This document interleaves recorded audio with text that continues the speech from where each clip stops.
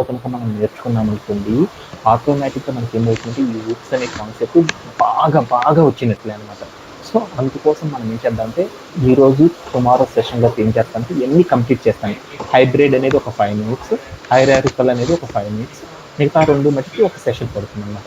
అంటే ఈరోజు, రేపటి సెషన్‌లో మనం ఏం చేద్దామంటే ఇన్హెరిటెన్స్ అనే కాన్సెప్ట్‌ని నేను కంప్లీట్ అనేది చేసేస్తాను. ఆ తర్వాత సెషన్స్‌లో నేనేం చేస్తానంటే మిగతా 2 కాన్సెప్ట్స్ గురించి కంప్లీట్ చేసేసేసి మనం ఏం చేద్దామంటే నెక్స్ట్ జాంగో అనే ఫ్రేమ్‌వర్క్స్ గురించి నేర్చుకుందాం. దానికంటే ముందర మనం ఏం చేద్దామంటే ఒక్కసారి ఇప్పుడు దాకా మనం ఏదైతే చేసేసామో ఒక్కసారి మనం ఏం చేద్దామంటే సెషన్‌ని ఒక హాఫ్ అన్ అవర్ ఎక్స్‌ట్రా తీసుకుంటాను. బట్ కాకపోతే ఏమైద్దంటే మనం ఏదైతే నేర్చుకున్నామో మీకున్న డౌట్స్ అన్నీ కూడా కంప్లీట్ అవుతా ఉంటాయన్నమాట.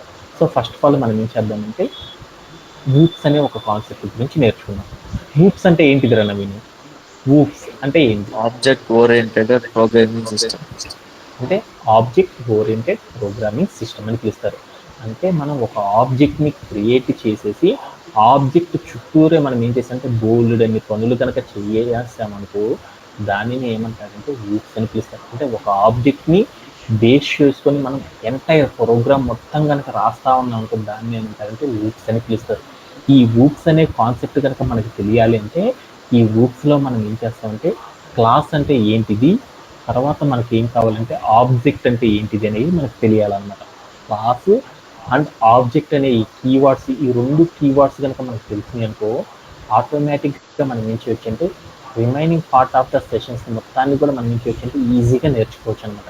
దానిలో క్లాస్ అంటే ఏంటి? ఆబ్జెక్ట్ అంటే ఏంటిది అనేది మనం నేర్చుకున్నాం. నవీన్ ఆబ్జెక్ట్ అంటే ఏంటిది?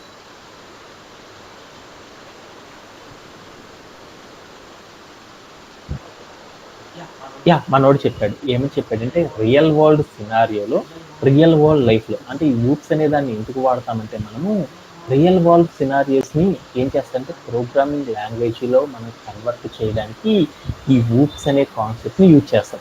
దానిలో ఆబ్జెక్ట్ అంటే ఏంటంటే ఎనీథింగ్ అంటే మనం రియల్ వరల్డ్ సినారియోలో దేనినైనా సరే మనం తీసుకోవాలనుకున్నాం ఒక ప్రోగ్రామింగ్ లాంగ్వేజ్‌లోకి దానికి కొన్ని ఏముండాలి స్టేటు, బిహేవియర్ కలిగి ఉంటే దానిని ఏమంటారంటే ఆబ్జెక్ట్ అని పిలుస్తామనమాట.